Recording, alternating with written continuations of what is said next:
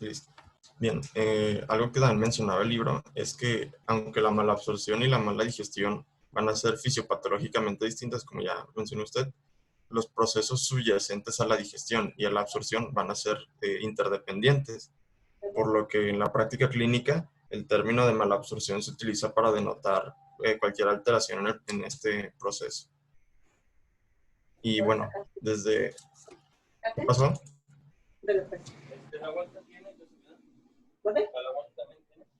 Bueno, No. si pueden apagar sus micros, por favor.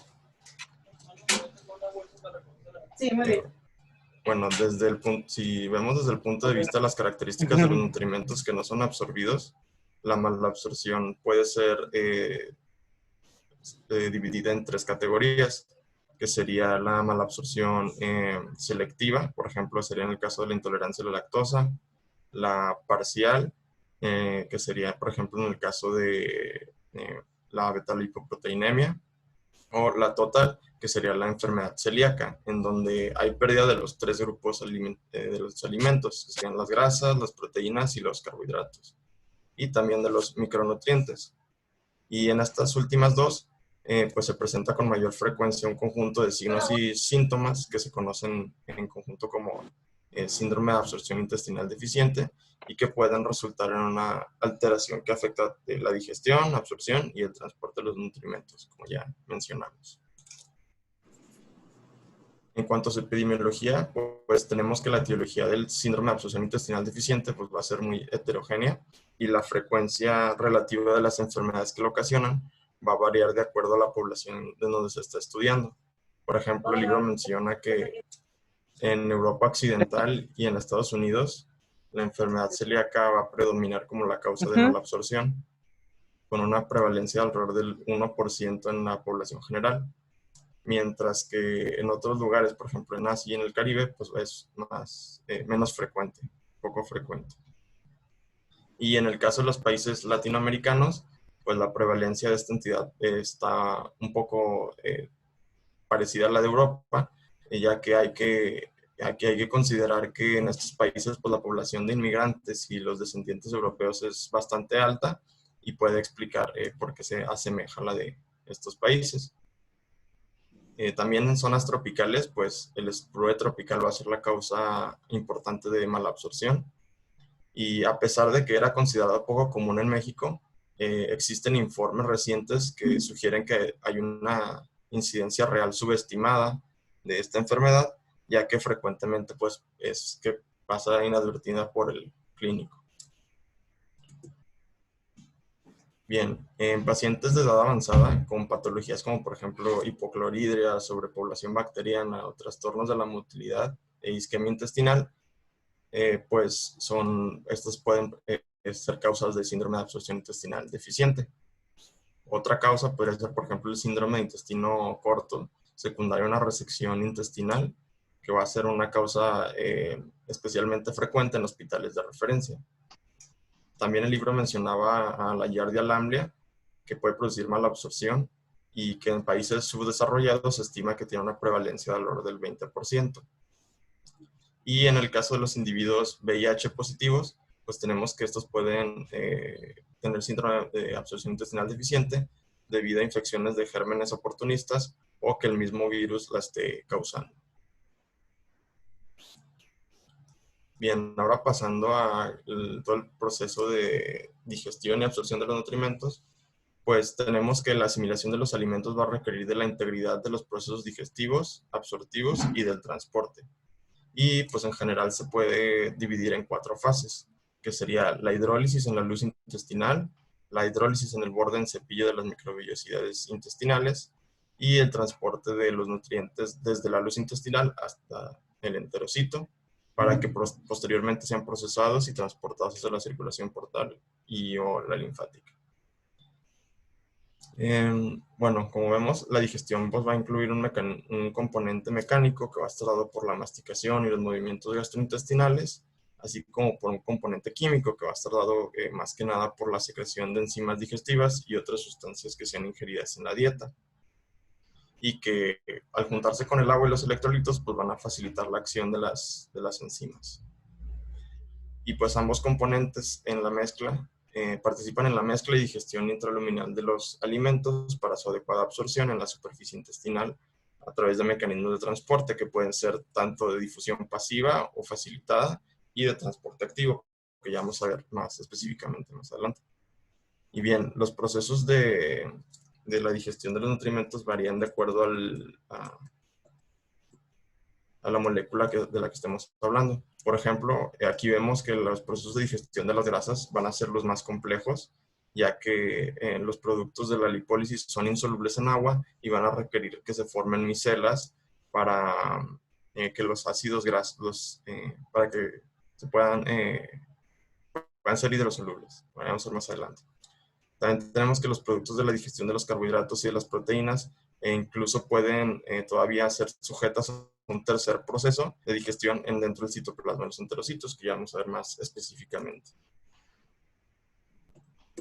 Ahora pasando a esto es los sitios de absorción de nutrientes. Pues esto es importante conocerlos, ya que, por ejemplo, la mayor parte de los procesos de digestión y de absorción se van a efectuar en el tubo digestivo, en el intestino delgado proximal, y el quimo que llega a la porción terminal del ilion, pues está constituido principalmente por fibra, que va a ser no digerible, por ácidos biliares, agua y electrolitos, como vemos aquí en esta imagen, que donde la flecha marca que pues el principal sitio de absorción va a ser el duodeno, ¿verdad? Y pues que más del 90% de las grasas, proteínas y carbohidratos ingeridos en la dieta van a ser absorbidos en el intestino. Y pues aún así, algunas sustancias solo son absorbidas de forma selectiva en el duodeno. Por ejemplo, aquí vemos que sería el caso del hierro y del folato, y también un poco del calcio, aunque vemos que se sigue absorbiendo en el resto del intestino delgado, pero en menos proporción. También que los ácidos biliares se van a absorber a lo largo de todo el intestino delgado, pero su absorción activa solo va a ocurrir a nivel del ilion. Y, por ejemplo, en cuanto a las vitaminas hidrosolubles, pues la cobalamina solo se va a absorber en el ilion, que va a ser de gran importancia en el caso de resección de esta parte, que vamos a ver más adelante. Y aquí tenemos una tablita que venía en el borón acerca de, por ejemplo, las diferentes enfermedades y qué sitios estarían afectados principalmente. Y dependiendo del sitio que se afecte, pues también vamos a ver qué tipo de sustancias son las que están absorbiendo. Por ejemplo, en el caso del estrés celíaco se estaría afectando el duodeno y el yeyuno principalmente, y se afectaría la absorción de los lípidos, de la lactosa y de la hidrólisis de la lactosa. O por ejemplo, en el caso de una resección del ilion, pues aquí se estaría afectando la absorción de la cobalamina y de los ácidos biliares. Bien, pasando ahora a los lípidos en cuanto a su fisiopatología, pues tenemos que la digestión de estos mismos va a requerir que se encuentren en una emulsión estable y que se encuentre en una superficie amplia para que la lipasa permita el adecuado acercamiento entre el sustrato y la enzima. Y pues la lipólisis va a iniciar en el estómago cuando hay una mezcla que permita que la lipasa gástrica digiera pues todos estos alimentos, y aquí se va a presentar principalmente la digestión del 20 al 30% de los lípidos. Y esto se va a continuar dentro del duodeno con la lipasa pancreática en presencia de colipasa y de sales biliares. Pues como vemos aquí, los ácidos grasos se van a combinar con las sales biliares para formar micelas, las cuales van a permitir la solubilización de las grasas en un ambiente hidrofílico para que éstas lleguen a la membrana de los enterocitos y aquí liberen los ácidos grasos para que estos puedan entrar a la célula a través de difusión pasiva. También aquí mencionaba que un caso especial serían los ácidos grasos de menos de 12 carbonos, los cuales deben ser reincorporados en forma de triglicéridos y secretados colesterol y lipoproteínas hacia los vasos linfáticos. Y pues aquí, por varios mecanismos pueden afectarse en forma ya sea independiente o en conjunto en diferentes patologías. Por ejemplo, la mezcla gástrica se puede afectar en el caso de una gastrectomía o una neuropatía. La solubilización de los lípidos en el caso de obstrucción biliar o sobrepoblación bacteriana, y la lipólisis en sí en el caso de la pancreatitis crónica. Su absorción también, o la formación de los kilomicrones, también se puede ver afectada en el caso de la enfermedad celíaca o en la beta-lipoproteinemia. Y pues también los trastornos linfáticos como una linfadenectasia o linfoma, pues nos puede dar una afección de todo este proceso, que vamos a ver más adelante. Ok, muy bien. Bien, en cuanto a las proteínas, vamos a tener que tanto las proteasas pancreáticas como las gástricas, a diferencia de las enzimas digestivas, para los lípidos o los carbohidratos, estas se van a secretar más que nada en forma de proenzimas, las cuales van a requerir su conversión en su forma activa a través de hidrólisis. Y bien, la digestión de las proteínas va a comenzar dentro del estómago con la secreción del pepsinógeno por parte de las células principales. Como ya sabemos, el pepsinógeno pues, va a ser activado una vez que entra en contacto con el ácido clorhídrico para transformarse en pepsina. Y recordando que la actividad hidrolítica máxima de la pepsina va a ocurrir en un pH de 1.8 a 3.5. Y dependiendo de la bibliografía que consultemos, algunos autores mencionan que esta enzima puede estar inactivada en un pH mayor a 5 o 7. Y a pesar de que la pepsina va a digerir entre el 10 y 15% de la ingesta diaria de las proteínas en el estómago, pues los pacientes con gastrectomía no se ha observado que incrementen su excreción fecal de nitrógeno. Esto nos lleva a que gran parte de la digestión de las proteínas va a estar mediada por una acción secuencial de tanto las endopeptidasas, que serían la tripsina, quimiotripsina y la elastasa, y de las exopeptidas pancreáticas, que serían las carboxipeptidasas A y B. Y como vemos aquí en este esquema, pues todas estas enzimas se van a encontrar como precursores inactivos, los cuales van a ser activados a través de las enteropeptidasas que van a estar localizadas en el borde en cepillo de los enterocitos, como es el caso de la enterocinasa, la cual activa el tripsinógeno para que ella en forma de tripsina active posteriormente a todos los precursores de las proteasas, como vemos aquí. Y bueno, las endopeptidasas, estas van a romper los enlaces peptídicos para producir péptidos, que a su vez van a ser escindidos por las carboxipeptidasas para finalmente obtener oligopéptidos y aminoácidos libres. Como podemos ver aquí, se van a hidrolizar posteriormente en tripéptidos, dipéptidos y finalmente en aminoácidos libres para que puedan ser absorbidos a través de diferentes mecanismos por el enterocito. Mencionaba el Villalobos que el principal mecanismo de absorción de los ácidos, de los aminoácidos, era por mecanismos pasivos, pero por ejemplo en el Boron menciona que existen diferentes sistemas y el más conocido es este sistema de este cotransportador de sodio y oligopéptidos que se le denomina como transportador PEPT1. Que pues como vemos necesita estos dos elementos para poderse transportar los aminoácidos dentro del heterocito. Y pues, además de esto, pues no siempre van a entrar nada más los aminoácidos, sino que pueden entrar todos los oligoaminoácidos a través de este transportador.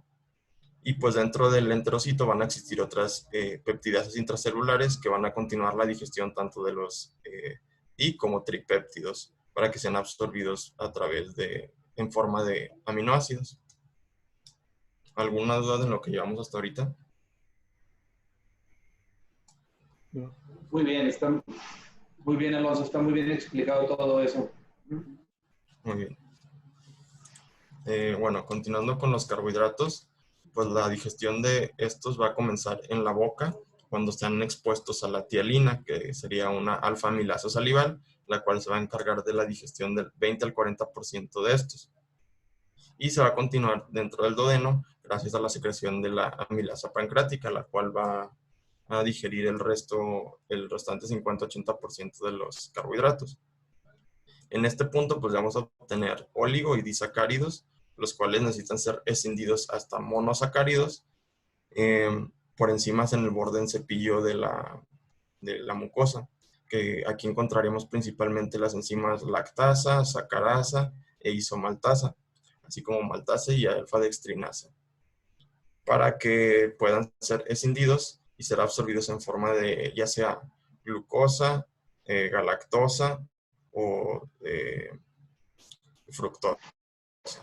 Bien, tenemos que la glucosa y la galactosa van a ser absorbidas a través de un transporte activo acoplado a la entrada de sodio, denominado como transportador SGLT1, como por sus siglas en inglés sería Sodium Glucose Transporter 1. No sé si puedan ver mi cursor. Fíjate que casi no se ve, viejo. A ver, déjenme poner. A ver. Voy a poner el puntero. Ahí sí se ve, ¿verdad? Sí. Muy bien. Dale. Ok. Bueno, ya vimos que la glucosa y la galactosa van a ser absorbidas a través del SGLT1, pero la fructosa va a entrar a la célula a través de los transportadores tipo GLUT5. Alonso, a ver otra vez el apuntador, viejo. Es el puntito rojo, no sé si se puede ver. Entonces está tú aquí a donde la extrema derecha. Sí, en el lado derecho, en la imagen donde Okay. están los transportadores. Ok, bien. Ok. Bien. Bueno, entonces la fructosa va a ser transportada dentro del enterocito por el transportador GLUT5 a través de un sistema facilitado que es fácilmente saturable. Y pues ya una vez dentro del enterocito, los monosacáridos van a ser transportados fuera del mismo a través de los transportadores GLUT2 que se van a encontrar en la membrana vasolateral. Y pues aquí el libro menciona que en una quinta parte de todo el almidón digerido va a llegar al colon, en donde este va a ser transformado por la flora bacteriana en ácidos grasos de cadena corta, que van a ser fácilmente absorbidos. Y pues durante esta reacción de transformación, pues se va a generar hidrógeno y metano, los cuales van a ser gases que van a contribuir a la flatulencia. Esto es importante porque vamos a ver más adelante que en el caso de una mala digestión, pues van a llegar a una mayor cantidad de almidón al colon y pues van a producir una mayor cantidad de gases, lo cual es parte del cuadro clínico del síndrome. También aquí algo importante a mencionar es que puede haber una deficiencia genética para alguna de las disacaridasas, o bien que se pierda la expresión y la actividad de todas ellas en el caso de enfermedades que afecten la mucosa intestinal, y pues así se altere también la absorción de los carbohidratos. Y también que la actividad de SGLT1 puede modificarse por mutaciones en el gen que codifican esta proteína cargadora, o también se pueden dar cuadros hereditarios de absorción deficiente de glucosa y galactosa, o que puede ser afectado de forma hormonal por el polipéptido inhibidor gástrico, el glucagón, los cuales van a aumentar su actividad, o por la colecistoquinina, la cual va a disminuir la actividad del mismo. Bien. Pasando ahora a las vitaminas, pues la absorción de las vitaminas va a diferir dependiendo de su solubilidad. Como ya sabemos, las vitaminas liposolubles, que serían ADEC, o sea, la A, D, E y la K, van a requerir de sales biliares para ser incorporadas a micelas antes de que sean absorbidas. Además de que se requieren ciertas esterasas pancreáticas para la digestión de las vitaminas A y E. Y pues posteriormente a la absorción de las vitaminas liposolubles, estas necesitan ser incorporadas a kilomicrones para que pasen a los vasos linfáticos. Y bueno, por otro lado, las vitaminas hidrosolubles, estas deben ser procesadas en la luz intestinal para poder ser absorbidas a través de una serie de acarreadores y a través de difusión pasiva. En el libro aquí hacía hincapié en el caso de la vitamina B12, la cual va a ser la vitamina hidrosoluble con el proceso de asimilación más complejo. Como vemos, pues esta va a ser liberada del alimento una vez esta va a ser liberada cuando es liberada del alimento por la acción del ácido gástrico y de la pepsina, y una vez que esta sea liberada de las proteínas, se van a secretada por las glándulas salivales. Esta va a tener, una vez que sea liberada la cobalamina o la vitamina B12, esta va a tener una gran afinidad por las aptocorrinas o proteínas R, las cuales se van a unir a esta y van a llegar hasta el duodeno, en donde las proteasas pancreáticas van a degradar la proteína R y se va a volver a liberar la vitamina B12, para que aquí se una con el factor intrínseco que va a ser secretado por las células parietales del estómago. Aquí la cobalamina pues se une con el factor intrínseco hasta llegar para formar un complejo el cual va a ser reconocido y absorbido por los enterocitos a nivel del ilion. Como vemos aquí, se forma este complejo. Espera. Ahorita te marco un ratitito, ¿eh? Dámonos una chancita, ¿sí? Bueno. Ahorita te marco, sí, permíteme. Síguele, viejo, porque tengo unos pacientes angustiados. A ver, dale. Sí, no se preocupe. A ver, otra vez, repítele ahí donde dijiste. A ver, quedamos donde se soltaba la cobalamina de la proteína R. Dijiste que por el duodeno y luego ya llega el ilion y ahí se absorbe ya, ¿verdad? En el ilion distal. ¿Ok? Y, pues aquí, y luego, ¿qué otra cosa hablamos? Hasta ahí nos quedamos. Ok, pues aquí, muy bien. Aquí vemos que se absorbe a través de un endosoma para que posteriormente se degrade tanto el receptor como el factor intrínseco y solo quede la cobalamina. Y ya esta puede ser transportada a través de la membrana basolateral. En cuanto a otros minerales y elementos de la dieta, pues tenemos que algunos iones se van a considerar como nutrimentos esenciales, ya que son de los principales constituyentes del organismo. Estos se van a absorber en cantidades pequeñas a través de mecanismos especializados para la absorción de estos mismos. Entre estos elementos importantes, pues encontramos, por ejemplo, el hierro, el calcio, el magnesio, fósforo, azufre y el zinc. Y pues aquí algo importante a mencionar es que la pérdida de los ácidos grasos de cadena larga puede llevar a la formación de jabones tanto de calcio y magnesio, y pues esto puede causar una deficiencia en la absorción intestinal de estos elementos. Ahora, en cuanto a la etiología y patogenia del síndrome de absorción intestinal deficiente, pues vamos a tener que este es un síndrome clínico que puede presentarse como resultado de diversas entidades patológicas y puede ser clasificado de acuerdo al sitio anatómico funcional donde se encuentre la alteración, ya sea en la digestión o en la fase luminal, en la absorción o en la fase mucosa, o bien en el transporte o en la fase posabsortiva. Bien, aquí es conveniente señalar que, por ejemplo, en la fase luminal, pues esta puede deberse a una afección en la hidrólisis de los sustratos, en la solubilización de los lípidos, o bien en la, ¿cómo se dice? Sí, en la cantidad de nutrientes específicos que se encuentran dentro de la luz intestinal. En el caso de la fase mucosa o absortiva, pues esta puede deberse a una alteración en la hidrólisis del borde en cepillo o de un transporte epitelial.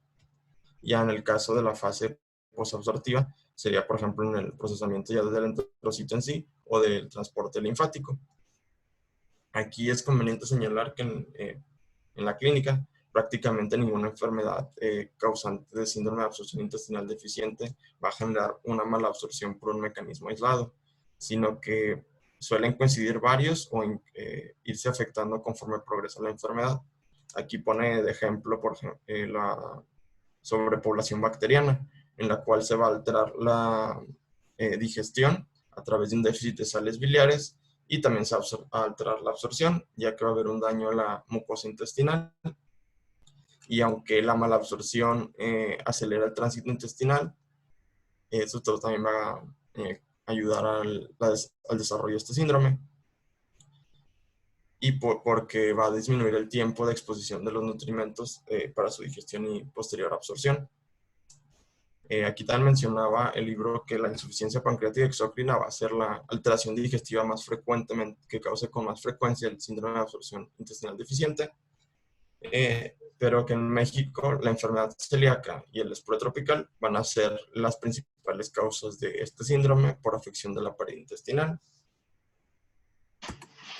Ahora pasando más específicamente a las alteraciones. Sí. Alonso, fíjate viejito, esa que tienes está excelente. Entonces nomás te pido que donde tienes todo ese resumen, entonces lee, por ejemplo, a nivel de alteraciones en la hidrólisis del sustrato. Entonces, número 1, la deficiency, digestive enzyme deficiency. y luego ve diciendo cada uno de los ejemplos desde arriba, ¿de acuerdo? Ok, Velos mencionando, viejo. sí. Bueno, en el caso de la fase luminal, por ejemplo, en el caso de la hidrólisis de los sustratos, tendríamos una deficiencia en las enzimas digestivas, y aquí tenemos como ejemplo la pancreatitis crónica. También podríamos tener una inactivación de estas enzimas, que sería, por ejemplo, el caso del síndrome de Zollinger-Ellison, o una inadecuada mezcla de todas las enzimas con los alimentos, o una disincronía entre la liberación de las enzimas, que sería en el caso de después de una operación donde se hace una tipo Billroth 2. En el caso de la solubilización de los lípidos, pues aquí podríamos tener una síntesis disminuida de las sales biliares, por ejemplo en el caso de la cirrosis, una disfunción en la secreción de la bilis, en el caso de la colestasis crónica, en el caso de la conjugación de las sales biliares, por ejemplo, serían como ya mencionamos, en una sobrepoblación bacteriana, cuando hay un aumento de la pérdida de sales biliares, en el caso de una enfermedad del ilion o en una resección del mismo. Y otra causa también de la fase luminal podría ser, por ejemplo, cuántos nutrientes hay dentro del lumen. Por ejemplo, aquí tendríamos una disminución en el ácido gástrico, por ejemplo, en el caso de atrofia gástrica, o donde también se va a afectar la vitamina B12. De disminución también del factor intrínseco en la anemia perniciosa, o en el caso de donde las bacterias estén consumiendo todos los nutrientes, puede ser en el caso de una sobrepoblación bacteriana. En cuanto al mecanismo absortivo, pues aquí en el caso de una alteración en la hidrólisis a nivel del borde en cepillo, pues tendríamos, por ejemplo, un defecto congénito en las disacaridasas, que nos daría una deficiencia de, por ejemplo, en este caso, la sucrasa isomaltasa, o de cualquiera de estas enzimas, o un defecto adquirido de las mismas disacaridasas, como en el caso de la deficiencia en la lactasa, perdón. En el caso de una alteración en el transporte epitelial, por ejemplo, aquí estaría un defecto en el transporte de los nutrientes específicos, en el caso de la enfermedad de Hartsnup, o también una enfermedad que afecte... Es una alteración ¿cómo se llama? De aminoácidos, ¿verdad? Sí, ese síndrome. ¿Sigue? El Global Defect in Transport. Sí, en caso de que haya un defecto global en el transporte de todos los nutrientes, pues en el caso de un esproe celíaco, que vimos que sea total, un síndrome de absorción intestinal deficiente total. Y en el caso de los mecanismos posabsortivos, por ejemplo, ya mencionamos en el caso de que se altere todo el procesamiento de los nutrientes dentro del enterocito, en el caso de una beta-lipoproteinemia, y en el caso donde se afecten los vasos linfáticos, por ejemplo, en una linfangiectasia intestinal. Ok. Es muy padre ese cuadro, ¿eh? Muy bien. Síguele, Adolfo. Sí, gracias. Ya pasando más específicamente a cada uno de estos mecanismos, comenzaríamos con las alteraciones luminales o digestivas.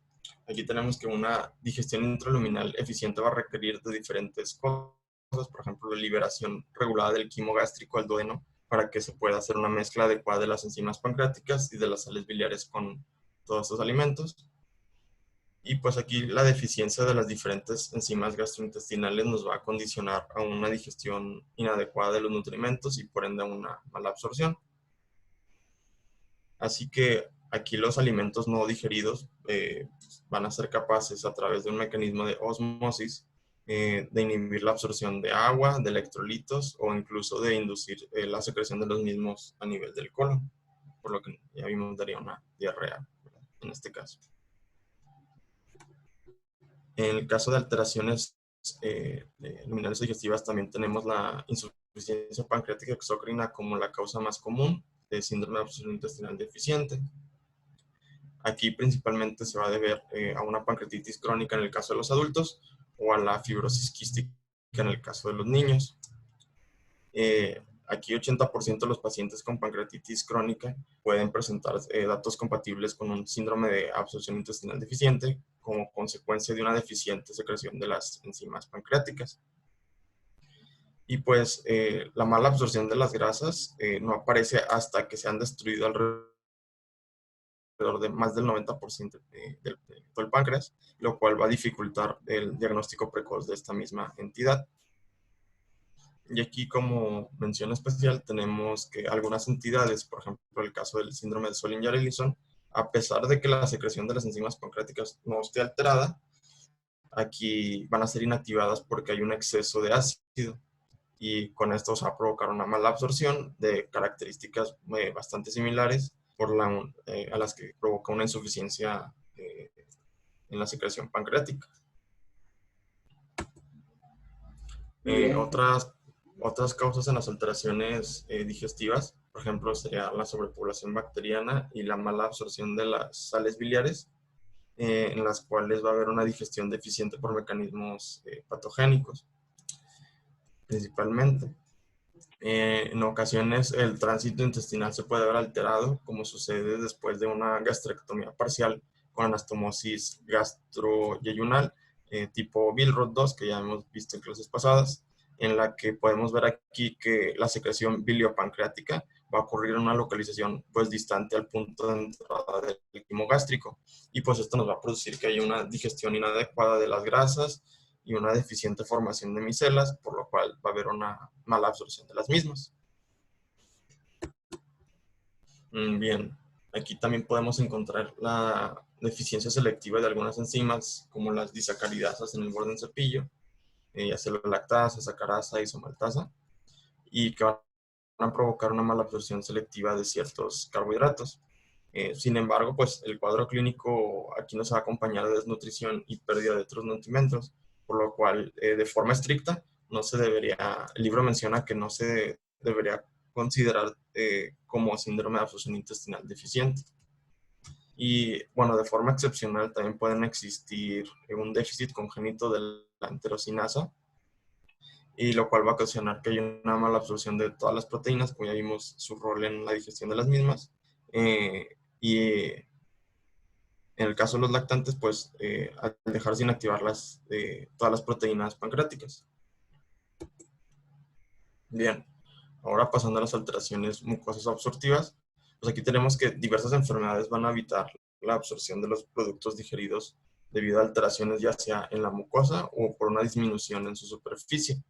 Por ejemplo, sería el caso de la resección quirúrgica de porciones extensas del intestino, que puede hacer que la mucosa absortiva que quede sea insuficiente, y también puede ser por causa de enfermedades vasculares, por ejemplo, la isquemia mesentérica, en la cual se va a alterar la mucosa gastrointestinal de forma, digamos, minada, así mencionaba el libro, en la que vaya a haber una alteración pues parchada de la función absortiva de toda la mucosa del tracto gastrointestinal. También tenemos que muchas entidades nosológicas, como por ejemplo el esporo tropical, la enfermedad celíaca, la enfermedad de Crohn, y también algunos parásitos, por ejemplo Yardia lamblia o anquiloides, pues van a afectar de forma primaria la pared intestinal, y esto en estos casos se va a caracterizar por una inflamación de la mucosa y por un aplanamiento de todas las vellosidades intestinales. Y esto nos va a provocar que haya una disminución en la superficie absortiva.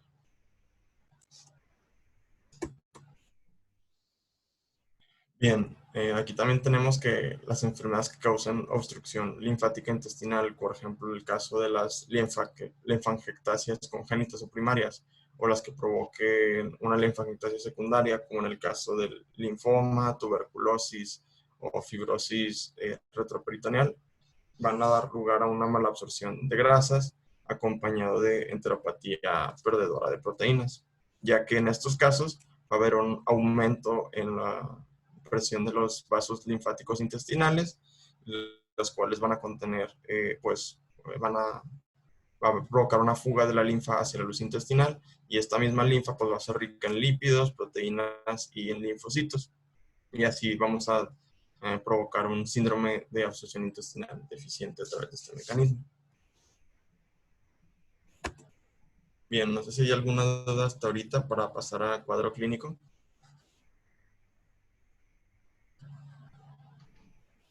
Bueno, en cuanto al cuadro clínico, pues tenemos que los signos y síntomas del síndrome de absorción intestinal deficiente se pueden agrupar en tres grandes categorías, que serían las clásicas del síndrome, las asociadas a la etiología o las manifestaciones atípicas. Comenzando con el cuadro clínico clásico, el síndrome de absorción intestinal deficiente, independientemente de su causa, se va a presentar como un cuadro clínico clásico, en donde el síntoma que va a predominar va a ser la diarrea crónica osmótica y la pérdida de peso involuntaria a pesar de una adecuada ingesta de los alimentos. Aquí las evacuaciones tienden a ser, como ya mencionamos en clases pasadas, acuosas o pastosas, fétidas, abundantes, con esteatorrea, lientería, que sería la aparición de trozos de alimento que no han sido digeridos dentro de las heces fecales, o también de creatorrea, que sería la presencia de proteínas en la materia fecal. Como consecuencia de la esteatorrea en sí, pues los pacientes suelen describir que las evacuaciones contienen gotas de aceite que flotan y que se adhieren a las paredes del inodoro. También los pacientes suelen referir distensión abdominal, flatulencias y borborismos asociados a la diarrea, por lo que ya mencionamos del caso de la digestión de los carbohidratos, pueden provocarse de los gases. Bien, pues todas estas manifestaciones tienden a estar más que nada relacionadas con las comidas, ya que tienden a disminuir con el ayuno y raras veces se presentan en las noches. Y pues a pesar de que en ocasiones el síndrome de absorción intestinal deficiente puede presentarse con un dolor abdominal leve que cede con la defecación, en algunos casos puede haber dolor abdominal moderado o intenso, persistente, y en el caso de que encontremos esto, pues nos puede orientar hacia otras patologías, como por ejemplo la pancreatitis crónica, una suboclusión intestinal, una enfermedad inflamatoria o bien una enfermedad infiltrante. Y otra cosa a considerar aquí sería que la aparición de estos síntomas sin una evidencia de esteatorrea o de creatorrea, que empiece 30 minutos a varias horas después de ingerir leche o que productos que contengan lactosa, pues nos puede también sugerir a una deficiencia de la lactasa. Y pues el libro también menciona que la mayoría de los pacientes que tienen síntomas gastrointestinales van a tener síntomas gastrointestinales relativamente leves, y en algunos casos se puede presentar con anorexia, flatulencia, distensión abdominal y borborismos, pero esta va a ser más común, ¿verdad? Que los pacientes sean un poco sintomáticos. Y en el caso de la historia natural de la deficiente asimilación de los nutrimentos, pues esto nos va a llevar a una pérdida de peso y a rasgos de desnutrición y de avitaminosis. Aquí el Villalobos nos ponía una tablita de todas las diferentes vitaminas y la enfermedad que estas causarían y los síntomas de las mismas. Por ejemplo, en el caso de la tiamina o vitamina B1, pues nos daría beriberi con una debilidad muscular, neuropatía periférica y insuficiencia cardíaca. En el caso de la vitamina C, pues nos podría dar un escorbuto con petequias, equimosis, gingivitis.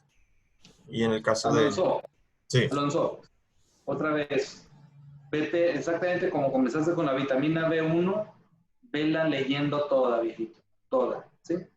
Porque como no le hacemos tanto caso a esto, de repente es nuestra oportunidad de checar todas esas carencias, en este caso de vitaminas, ¿de acuerdo?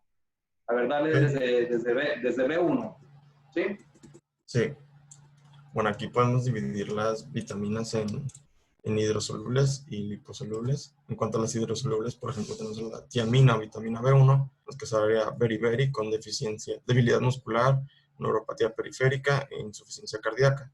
O bien el síndrome de Wernicke-Korsakoff, que se causaría con nistagmo, oftalmoplegia, ataxia cerebelosa, deterioro. Es el de los cognitivo. alcohólicos, ¿estamos de acuerdo? Sí. Wernicke-Korsakoff, que es el de los alcohólicos ahí. Ok, seguimos. ¿Sigue? Y también con psicosis. En el caso de la riboflavina o vitamina B2, pues esta se presentaría con estomatitis, una lengua de color magenta, quilosis, dermatitis seborreica y caída del cabello. En el caso de deficiencia de niacina o de ácido nicotínico, pues nos daría la pelagra con brillante, hiperpigmentación de las áreas que van a estar expuestas al sol, apatía y pérdida de la memoria. En el caso de la piridoxina o vitamina B6, esta se presentaría con dermatitis, neuropatía periférica, convulsiones y anemia microcítica. En el caso de la vitamina C o ácido ascórbico, pues como su nombre indica, nos daría escorbuto, con petequias, equimosis, gingivitis, mialgias y artralgias. Ahora, pasando a las vitaminas liposolubles, en el caso de la vitamina A o el retinol, esta va a ser de gran importancia para la visión nocturna, por lo que su afección nos daría ceguera nocturna, úlceras corneales y nos va a aumentar el riesgo de infecciones. También aquí pues cursaría con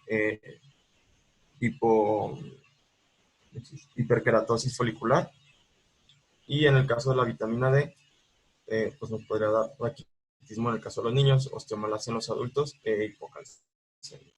En el caso de la vitamina E, pues esta nos podría dar una anemia hemolítica, una enfermedad espinocerebral, cerebelar, perdón, o una coagulopatía. Y en el caso de la vitamina K, pues estaban alterar más que nada el proceso de coagulación de los factores relacionados con la misma y nos daría coagulopatía. Ok, Bien. entonces fíjate bien, Alonso, ahí. Como cuántas, si hacemos un cálculo, ¿cuántas células habrá en el cuerpo del sistema inmunológico?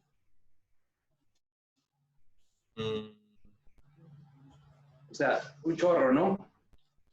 Acuérdate que en la cabeza de un alfiler caben 5 millones de glóbulos rojos, ¿sí o no? Sí. Sí. Sí, ¿verdad? En la cabeza de un alfiler, o sea, en 1 milímetro cúbico, ¿sí?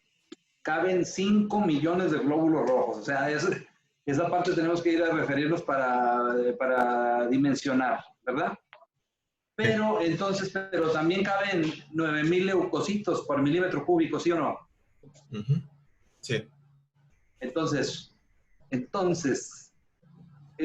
imagínate ahora células plasmáticas, linfocitos T, linfocitos B, natural killer, macrófagos, células de Kupffer, las que me digas, cada una tiene un receptor de vitamina D, ¿de acuerdo? Cada célula tiene un receptor de vitamina D, por eso la vitamina D se considera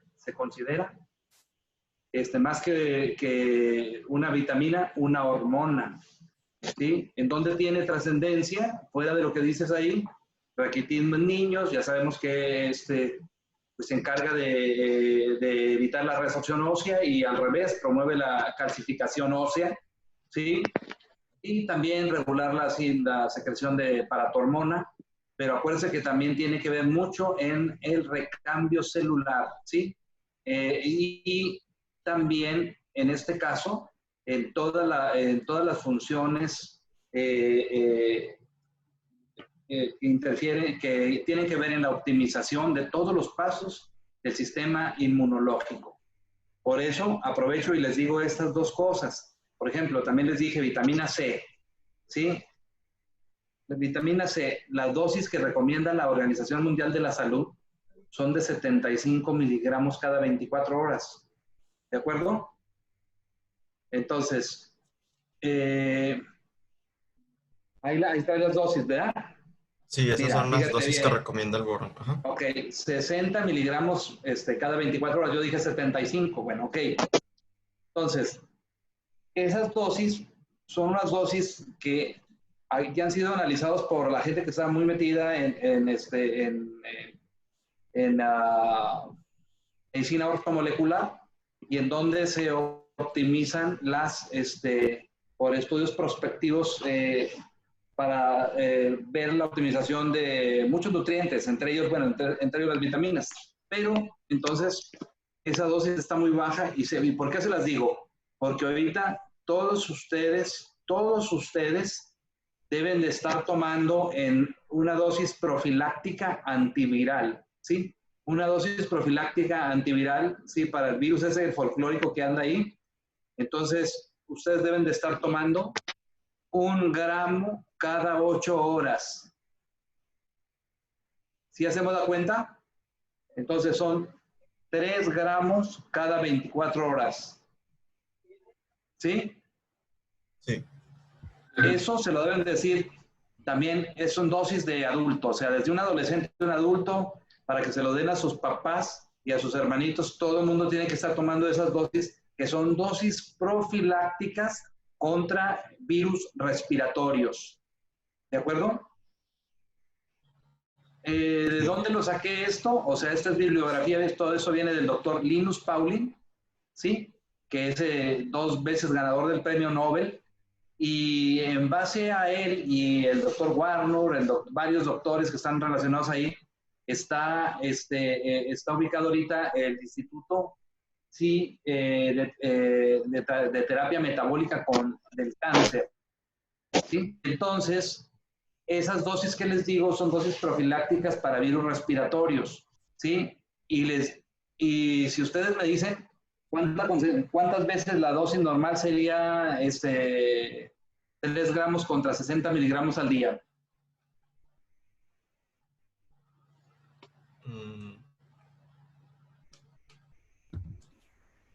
¿Cómo? O sea, si nosotros damos 3 gramos de vitamina C, ¿cuántas veces estaríamos dando la dosis de la OMS, que son 60 miligramos? Ahorita les hago un cálculo rápido, ¿sí?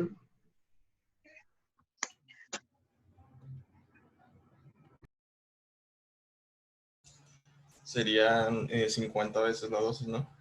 Entonces, exactamente, 50. viejo. Entonces ya me captaron de qué estamos hablando.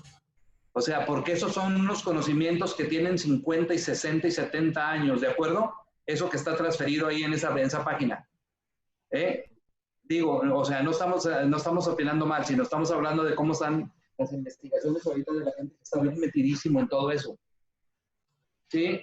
Y fíjense bien, entonces, ustedes tienen que estar tomando 1 gramo de vitamina C cada 8 horas, o sea, 3 gramos al día, ahorita para ahorita que estamos en esta pandemia, ¿sí? Eso es una dosis profiláctica contra virus respiratorio. Y luego, si un paciente ahorita nos comienza a hacer síntomas de una transición a un paciente asintomático, que es el 80%, a síntomas leves, haz de cuenta que ahí sería el momento de administrar metadosis de vitamina C, ¿sí? Entonces, y quiero que sepan que, haz de cuenta que estas personas que están metidísimas en eso, tienen mucha confianza en esas metadosis como dosis antivirales, ¿sí? Pero no profilácticas, sino para eliminar el virus, ¿sí? Y luego, fuera de esas concentraciones, ¿sí? Hay concentraciones en las que ya les había platicado, en donde se pueden administrar 10 y 15 veces, 10 y 15 gramos al día de vitamina C, pero en este caso como antimetabolito, ¿sí? Se los dije que es un antimetabolito normal, natural de la glucosa, C6H12O6 y vitamina C es C6H12O8, ¿de acuerdo? Entonces, de eso ya platicaremos, pero ahorita en lo práctico, es un cuate que lo he estado analizando ya casi por un año y feria, y se me hace que es extraordinario, ¿sí? Pero eso ya después se los doy para que lo consulten.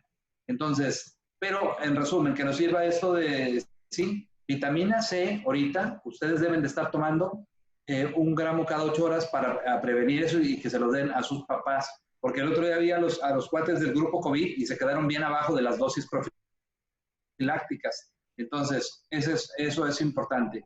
Y luego, también ya vimos que aparte de toda la resorción ósea, de la incorporación de calcio en los huesos y regular la síntesis de palatormona, etcétera, etcétera, de la vitamina D, acuérdense que es una hormona, ¿sí?, que influye en todo el proceso, ¿sí?, de optimización de todos los pasos de las células del sistema inmunológico. Y las dosis, una dosis profiláctica que deben de tener ustedes para todo su sistema inmunológico ahorita, ¿sí?, son de 5,000 unidades cada 24 horas mínimo, ¿sí? Sin síntomas profiláctico, 5,000 unidades cada 24 horas de vitamina D3, que es el 1,25 hidroxicolicalciferol, que es el segundo paso en el metabolismo en este caso de la vitamina D, que se produce en el riñón. ¿Sí? El primer paso es en el hígado, a 25 vitamina D, pero el 1,25 hidroxicolicalciferol es el segundo paso en el metabolismo, donde deja el calcitrol o el 1,25 hidroxicolicalciferol, que es la sustancia activa. Y así como sustancia activa es la que estimula todos los receptores de todas las células del sistema inmunológico.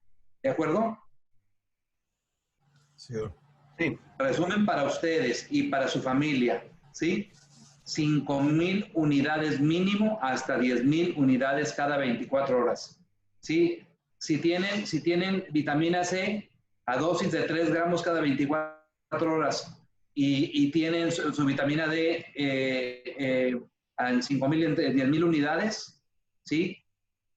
Están excelentes, ¿sí? A ver, nomás deja checo aquí los miligramos de las vitaminas del complejo B. Siguen siendo muy chiquitas. Ok.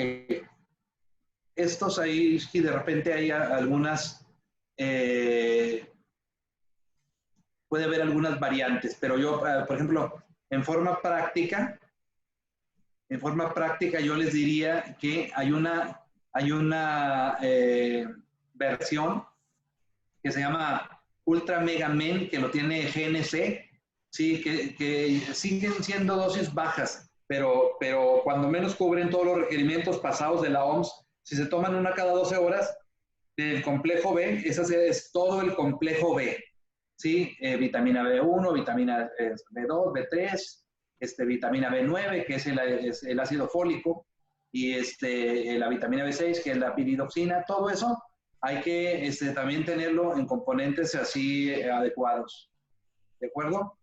Y de hecho, si se les agrega ahorita, y a todo lo que ya les dije, entonces agregan melatonina, 5 miligramos cada 24 horas a las 11 de la noche.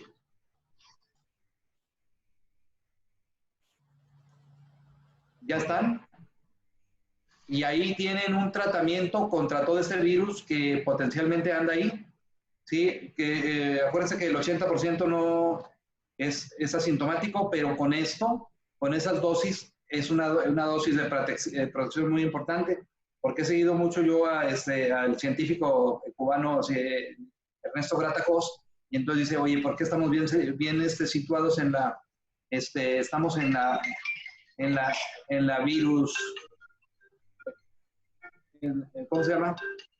Estamos en la atención virocéntrica, ¿sí? O germencéntrica, ¿sí? En vez de estarnos en el huésped, enfocándonos en el huésped, ¿sí? Porque es lo único que podemos hacer ahorita, ¿sí? Pero haz de cuenta que como he seguido mucho los resultados de ese instituto y veo los resultados extraordinarios, a ese cuate le van a venir dando un premio Nobel, así por todo lo que está haciendo. Sí, están trabajando con 70 sustancias, entre ellas obviamente está todo lo ortomolecular que es esto. Entonces es muy importante que se las mencione ahorita, que no las deje pasar ahorita que las estamos mencionando, cuando que eso es muy importante para que se lo den a sus familias. ¿De acuerdo? Ahorita para todos. Seguimos, doctor. Muy bien. Bueno, ahora ya continuando con todas las manifestaciones atípicas de este síndrome, pues sabemos que en todos los casos va a haber una secuencia de diarrea seguida por las manifestaciones de deficiencias específicas de los nutrimentos. Síndrome de abscesión intestinal deficiente puede presentarse en forma típica como una deficiencia de hierro, que va a generar pues, una anemia microcítica hipocrómica, o bien como una anemia megaloblástica, por una deficiencia de ácido fólico y o de vitamina B12. Y pues con todas las manifestaciones propias de las mismas, que serían pues, la glositis, queilosis. Doctor Muñiz, ya te reconocí, pero estamos en una clase en línea ahorita con los alumnos de medicina. Ahorita te marco en 30 minutos, doctor Muñiz. Y por ejemplo, la queilosis sería la inflamación que se localiza en las comisuras labiales con eritema y formación de costras.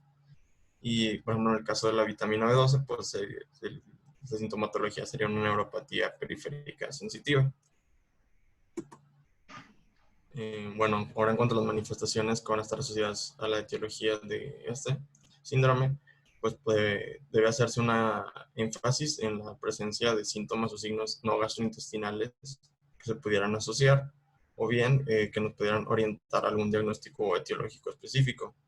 Por ejemplo, las alteraciones autoinmunes pues, nos van a sugerir una enfermedad celíaca, la existencia de demencia, diarrea, alteraciones cardiovasculares y fiebre nos hacen sospechar de una enfermedad de Whipple, y en el caso de que haya oftalmoparesia, tosis palpebral, neuropatía periférica, una historia de dismotilidad intestinal y que el paciente tenga un hábito delgado, nos pueden ayudar a un diagnóstico de alguna citopatía mitocondrial. Bueno, este es un cuadro donde vemos todos los signos y síntomas de toda la malabsorción intestinal. Y pues aquí vemos que las manifestaciones clínicas relacionadas con una deficiencia específica de micronutrientes pueden predominar en algunos pacientes. Por ejemplo, sería el caso de una anemia por deficiencia de hierro, o en el caso de una enfermedad metabólica ósea, donde puede ser la única pista de la presencia de una enfermedad celíaca. También existen varios tipos de dermatitis, que puede ser una manifestación del déficit de vitaminas hidrosolubles, de ácidos gástricos esenciales, de ácidos grasos esenciales, o de una deficiencia de zinc. También sería el caso de la hiperkeratosis folicular, que ya la vimos ahorita, que sería por la malabsorción de la vitamina A, donde también se presentaría con ceguera nocturna y con talmia. Y pueden ser el resultado de, pues ya dijimos, deficiencia de vitamina A. Y también la dermatitis pigmentaria fotosensible nos puede reflejar una deficiencia de niacina. También, por ejemplo, serían las neuropatías periféricas, que pueden ocurrir cuando hay una deficiencia de tiamina o de vitamina B12, o incluso de ambas, o de forma más rara por deficiencia de vitamina E, cobre o de ácidos grasos esenciales. Entonces, pues aquí lo que tenemos que sacar de conclusión es que hay que buscar por las manifestaciones específicas de cada uno de los componentes de la dieta que nos puedan orientar a este síndrome. Y pues aquí tenemos también todos los hallazgos de laboratorio que corresponderían a cada una de las, a la producción de cada uno de estos componentes, que ya vamos a ver ahorita más adelante, como sus pruebas. Bien, ahora pasando al diagnóstico, tenemos que el primer paso para el abordaje diagnóstico sería obtener una historia clínica detallada y de realizar una exploración física minuciosa en donde se registre el índice de masa corporal para poder hacer un seguimiento de los casos. En el estudio debe dirigirse para identificar el síndrome de abscesión intestinal deficiente. Se deben conocer la gravedad y el impacto de diversos órganos y también de establecer la causa de este síndrome. Por ejemplo, la deficiencia de la evidencia de una deficiente absorción de grasas se consideraría más que nada el estándar ideal para el diagnóstico del síndrome de absorción intestinal deficiente. Y la realización de exámenes generales de rutina, además de la determinación de vitaminas, hierro y calcio en sangre periférica, son de gran utilidad para evaluar la gravedad del cuadro clínico y nos pueden ayudar a identificar alguna otra patología que pudiera estar relacionada con el origen de este síndrome. También las pruebas funcionales de la actividad digestiva, así como de la capacidad absortiva del intestino para ciertos nutrimentos, son necesarias para establecer el diagnóstico del síndrome de absorción intestinal deficiente. Y pues los estudios de imagen y el análisis histológico son un complemento indispensable para el abordaje diagnóstico de ciertas patologías de malabsorción, que cursen con malabsorción. Pasando a los exámenes generales, pues estos van a consistir principalmente de una biometría hemática, tiempos de coagulación, transaminasas, fosfatasa alcalina, colesterol y de las proteínas, principalmente de la albúmina en suero. Y pues en casos especiales también se podría pedir evaluar el zinc, el hierro, el magnesio, los folatos y la vitamina B12. Y pues así de forma general, en una malabsorción global, los datos del laboratorio que encontraríamos alterados sería una disminución en la hemoglobina, en los folatos séricos y también en el suero tenemos una disminución del hierro, de la saturación del hierro, ferritina, de la vitamina B12, calcio, magnesio, del colesterol, de los carotenos, de la albúmina y de la vitamina D. Y también un incremento del oxalato en orina y del tiempo de protrombina. No sé si hay alguna duda hasta este punto. Bien, bueno, ahora le cedo la palabra a mi compañera Milka, que va a continuar con todo el proceso diagnóstico. Muy Bien, bien, Alonso. ¿todos me escuchan?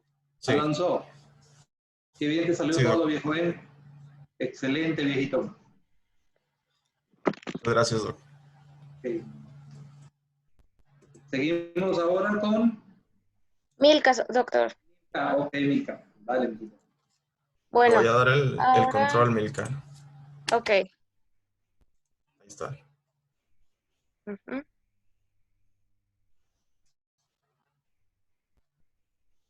Muy bien. Bueno, como ya se había mencionado, la característica principal del síndrome de malabsorción va a ser la diarrea crónica osmótica, es decir, aquella con una brecha osmótica elevada. ¿Y cómo la vamos a calcular? Pues restándole la osmolaridad fecal calculada a la osmolaridad fecal medida, o bien disminuyendo 290 milismoles por kilo menos la multiplicación de 2 por sodio más potasio. Los valores que nos den más de 100 milismoles por kilo van a ser diagnósticos de diarrea osmótica, ya que pues van a indicar que hay sustancias no absorbibles que están presentes en exceso en el excremento. Ok. Okay. Muy bien.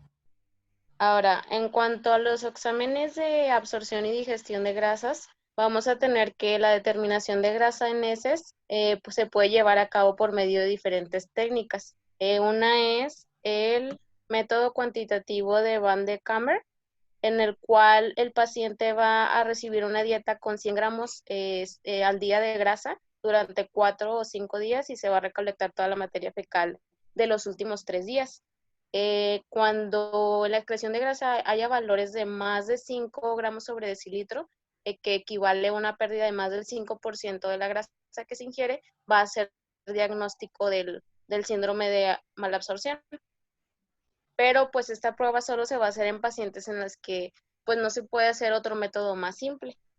Otra prueba va a ser la evaluación cualitativa con Sudan 3, en el cual se caracteriza por una tinción que va a permitir visualizar gotas de grasa al microscopio y va a ser útil para identificar la esteatorrea cuando existan más de 100 gotas de grasa por campo de alta potencia o que sean mayor a 6 milímetros. Sin embargo, va a tener una pobre sensibilidad si la grasa en el excremento es menor a 10 gramos sobre día.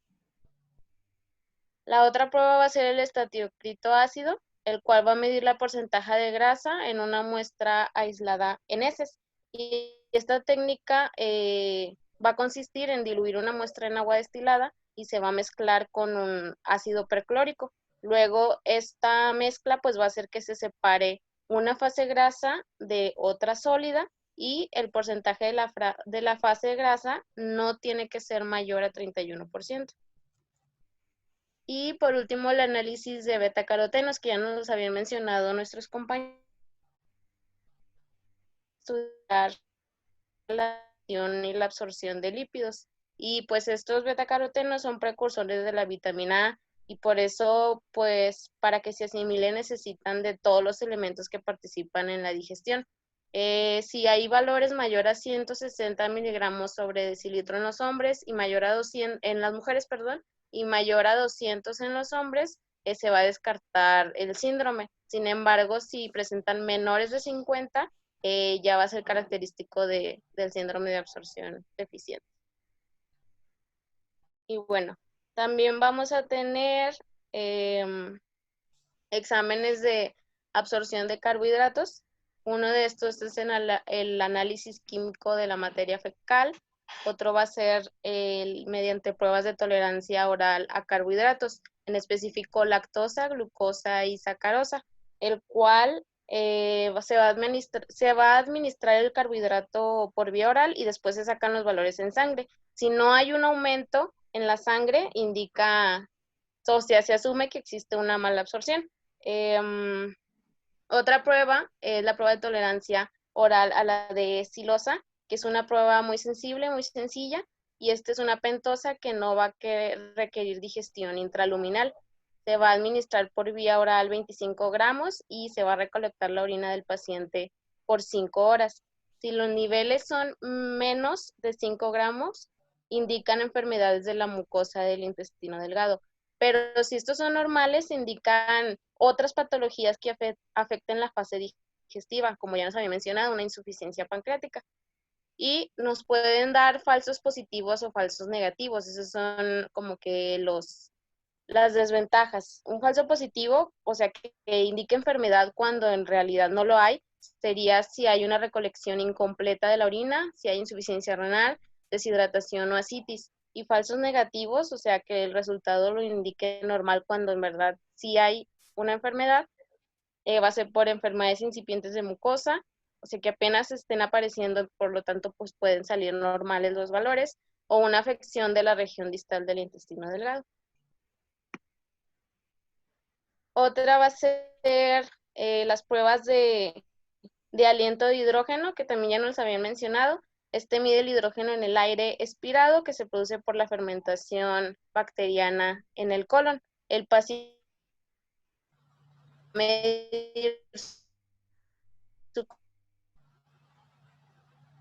Se está trabando.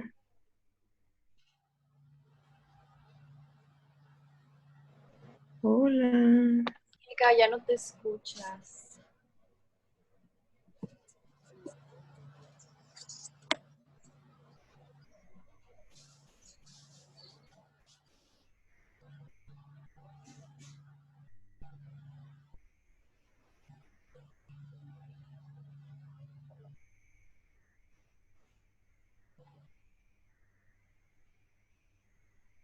¿Pasó algo, jóvenes? Es que se le fue el internet a mi caduca, al parecer. Al parecer se fue el internet de la que está exponiendo. Sí. Bueno.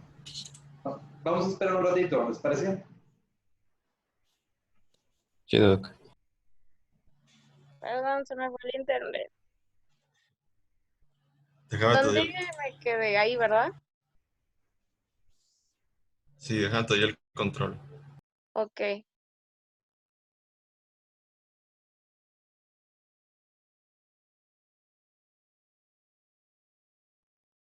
Ya está.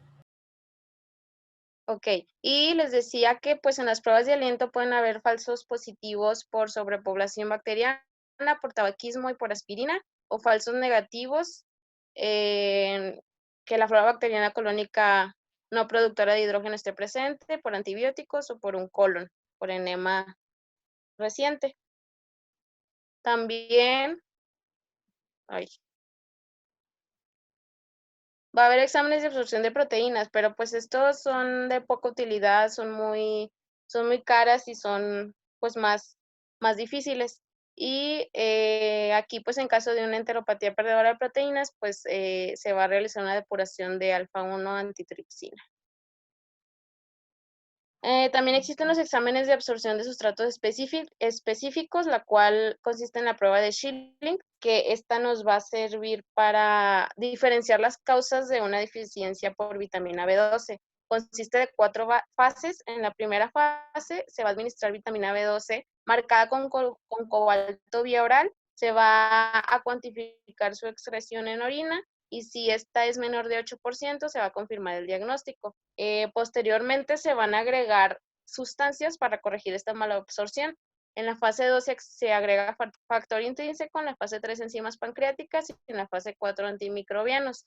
En la fase 2, en el factor intrínseco, si mejora con esta sustancia, se integra el diagnóstico de anemia perniciosa. En la fase 3, si mejora al dar enzimas pancreáticas, pues insuficiencia pancreática.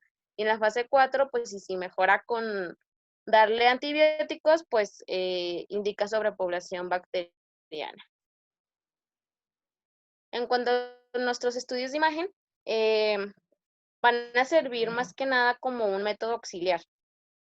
Tenemos aquí la placa simple de abdomen, el cual va a ser útil en pacientes en quienes se sospecha de una pancreatitis crónica, en la cual pues pueden mostrarse calcificaciones en el páncreas hasta en más de la mitad de los pacientes. No sé si aquí vean, se ve muy ligero, pero se ven puntitos hiper, ¿qué?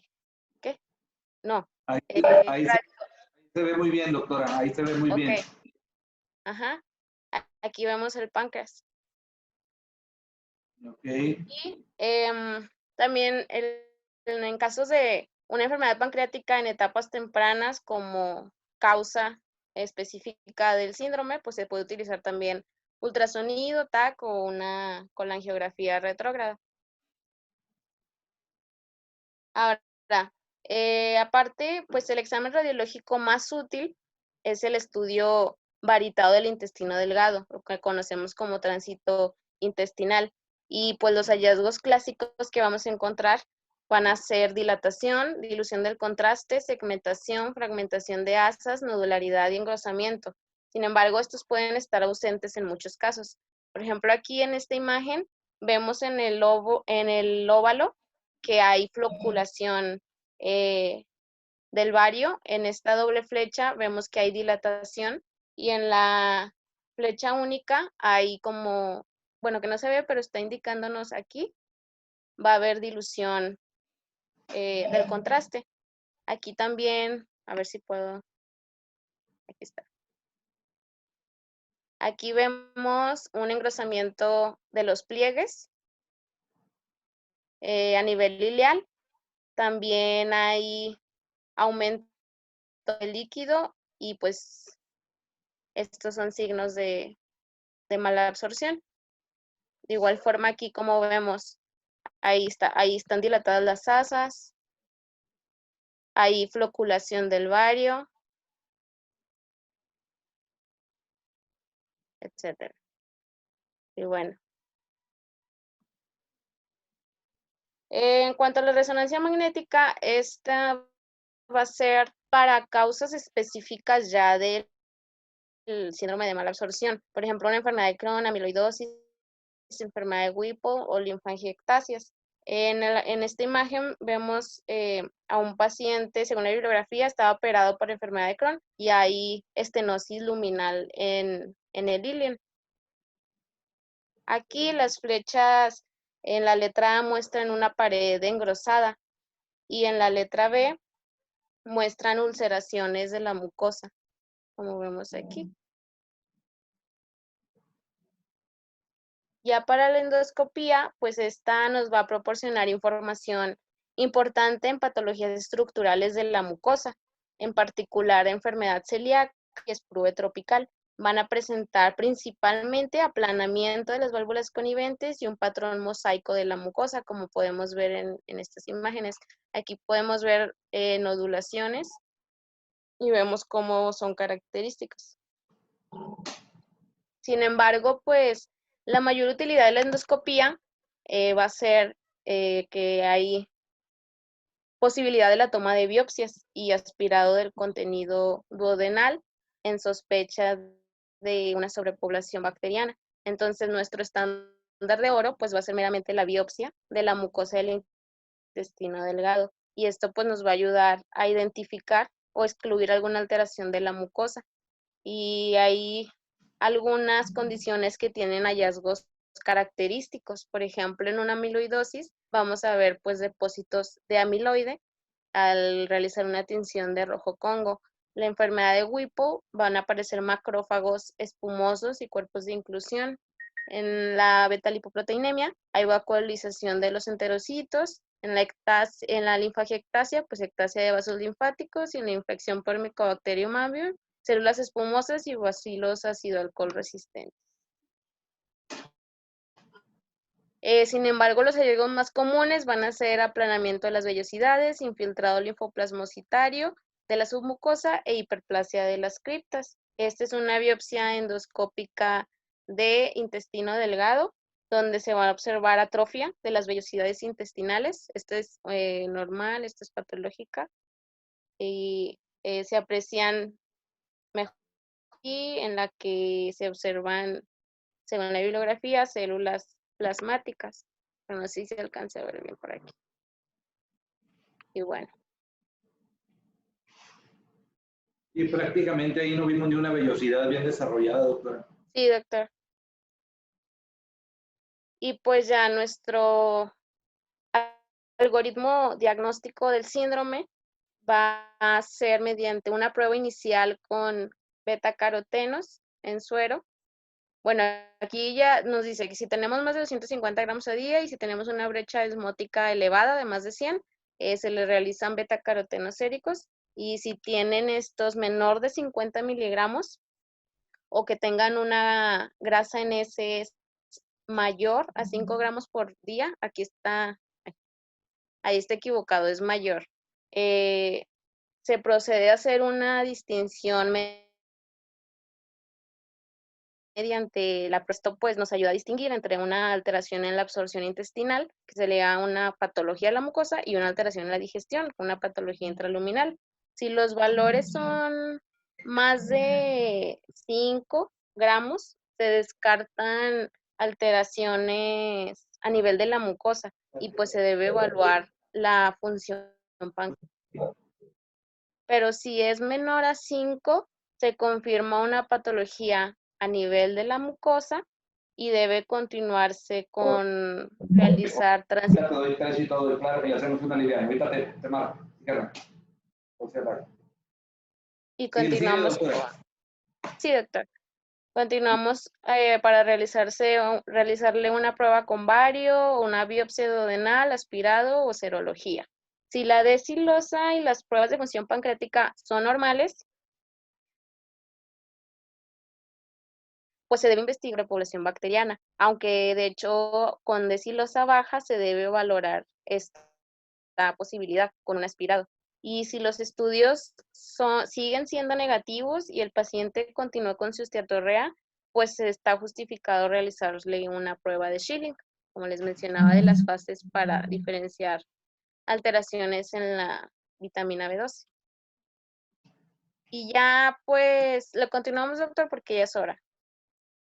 ¿Y qué seguimos para mañana? ¿Qué tenemos? Mañana van a ser las causas específicas, sobrepoblación, sales biliares.